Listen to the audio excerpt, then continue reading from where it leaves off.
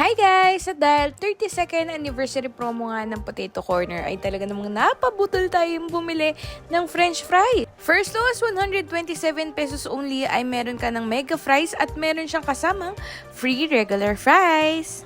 So, syempre, nagpunta tayo dito sa Festival Mall at nakakatuwa lang din dahil syempre medyo mahaba na rin yung pila. Yung promo period nila dito is from October 14 to October 18, 2024.